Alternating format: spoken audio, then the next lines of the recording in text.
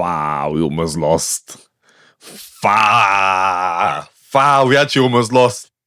2-1 to England against Congo. Of all teams to have a scare and a panic and to be right on the edge of your seat, Congo of all teams. And I know what you're thinking. This guy, once again, he switched out the flags from Egypt to Ghana. We are now on the England flag. This guy, on my life, he switches it up every single day. Yes, I was born and raised in this country. I am going to want to see this nation do well. We have representatives from around the world, Africa included, that play for England. Why would I not want to see the success? Why would I not want to see their success? Boy, oh boy. England caught life. That game, from an entertainment standpoint, in terms of what was at stake, medium well, medium rare, mooing. I was at mooing. Rare. The stakes were rare. Oh my goodness gracious me. I cannot believe what I watched. I can't believe the naivety, the complacency. I'm not even going to make any excuses for England anymore. I'm not going to say that they were tired. You can only go so far with that excuse. With the stark contrast in quality, I'm not knocking Congo at all. First, look, let's just get things out of the way. Yeah, let's just get one thing out of the way. Props and credit to Congo where it's due. They almost snatched a magical, historical, fairy tale win against England, against a top nation. A nation that fields players from around the top leagues, primarily the Premier League, aka the hardest league in the world. And they still managed to give them a game. I was losing slight faith. I had doubts in Thomas Tuchel. Brother, if you cannot trounce, if you cannot dominate, if you cannot convincingly beat Congo, what hope is there? I'm not going to lie to you. I'm scared. I'm scared as a semi-England fan, and I'm scared as just a neutral football watcher in terms of what's to come for this nation. I am worried. What's going to happen when England face tougher oppositions? What's going to happen when they face the likes of Spain, the likes of Argentina, France? What's going to happen? Portugal even. I can't believe I said Anderson and Declan Rice are the best pivot in the world. You embarrass me.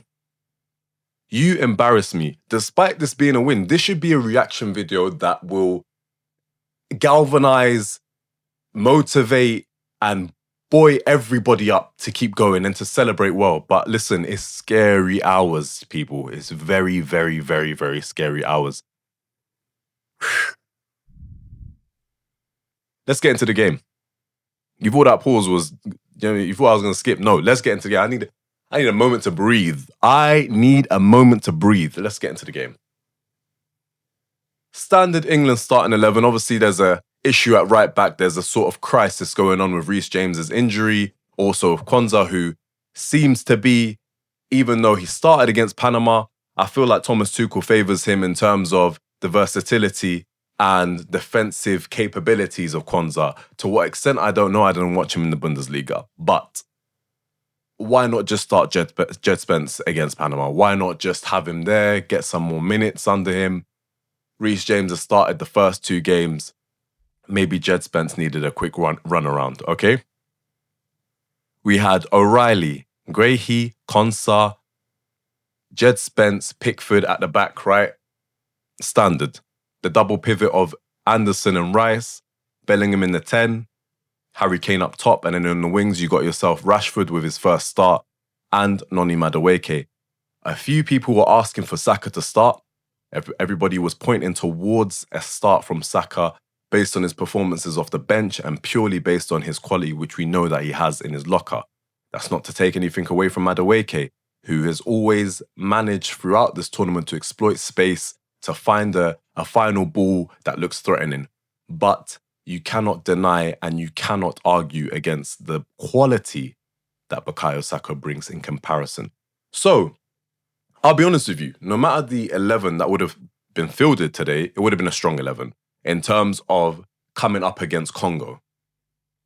Or so we thought. Or so we thought. We thought this would be a nice breezy game. Nando's had a sweepstake. Nando's had a little bet going on, yeah? Harry Kane to score, green chili, headers or something along the lines, orange chili, 2-1 win to England, red chili, aka the best reward with the least likely outcome. Brother, it looked like the most likely outcome. It looked like it was going to be a highly likely outcome. I want to double check one thing, yeah? I just want to see if it went through, if I got my rewards. Because I'm not going to lie to you, as much as I wanted England to win, I wanted them to win in that fashion. Hence why I put that in. Okay, I got a confirmation email. Hold on. Let me just double check. My heart's racing. This is free munch. There's a lot on the line. Okay, yeah. It went through. We're good. All I can say is, my goodness me, 7 minutes into the game, Sepenga. Who is this guy? Who is this brother? Who is this winger, which I have never heard of in my life? Apparently plays for like Ligue 2 or something. I don't know. I don't know what team he plays for. But he had DJ Ed Spence spinning. The decks were spinning. His head was all over the gaff. That little transformer drawn he's got there on his jaw to support him, he needs support everywhere. It needs to be a full Power Rangers transformation because he was just getting done left, right, and center. It was the pace, the power, the trickery, the ability to deliver a ball, great decision making. He didn't know what to do. And the centre-backs didn't have a Scooby. They looked confused. They looked so confused. They looked like they couldn't tell who was who their mum was, their dad was, their last name, who they're playing for. They thought they were probably playing for Congo. And honestly, Gracie, I never want to see something like that again. Brother, you're better than this. I know you. I know him. He's better than this. Pickford, I don't expect much from. O'Reilly is such a... Thomas Tuchel's going to get dragged because he did not bring an out-and-out left-back with him to the World Cup. Shouts for Lewis Hall to be there, at least in the squad. I know what he's capable of. We all know what he's capable of, and we know that he would have brought something different. I feel like that's a game that requires an out-and-out left-back with quality, the ability to also invert into the midfield and to overlap for the wing-backs, even if that's not the tactic that England are deploying, even if it is not the game plan in terms of Harry Kane dropping deep, wingers going wide, fullbacks inverting, fine, but at least have some options. Declan Rice and Anderson, embarrassing as I mentioned earlier. You guys are meant to be engines. You guys are meant to be all action midfielders, tackles, interceptions, long balls, short balls, tracking back, covering every blade of grass on the pitch. I don't know what more I can do for you guys in terms of excuses. I don't know how much further I can make an excuse for you guys. You're tired. Brother, everybody's tired. I'm tired. My neighbour's tired. The PT who I saw training their client at 3 p.m, they're tired. Everybody's tired. It's Congo. Like, I'm, again, not taking anything away from them, but it's flipping Congo. And you're getting overrun by a press. A combined value of 220 million pounds. 220 million pounds, and you can't beat a Congo press.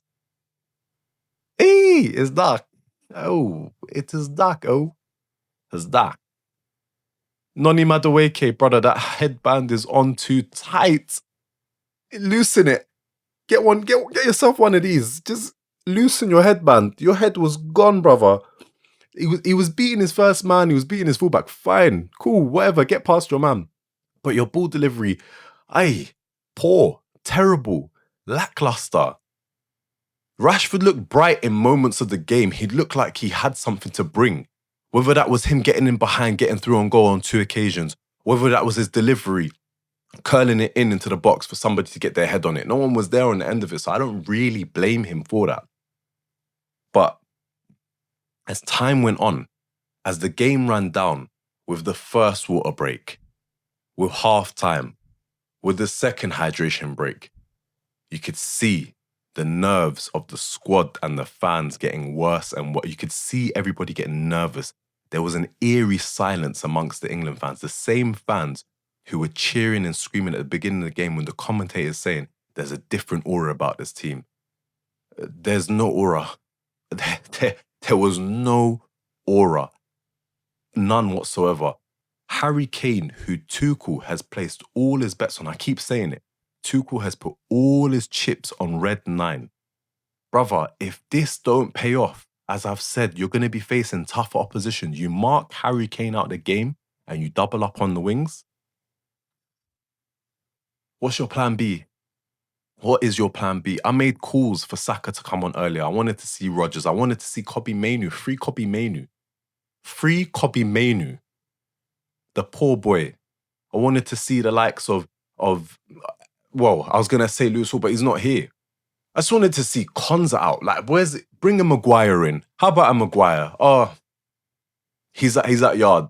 Jed Spence getting spun. Where's Trent? In a yard. Trent's in a yard. Can't really do anything. Creativity? Should we shout? Cole's not here. He's doing training drills on Instagram. Shout out Cole Palmer. I hope you're sharp for the next season. But it was looking scary.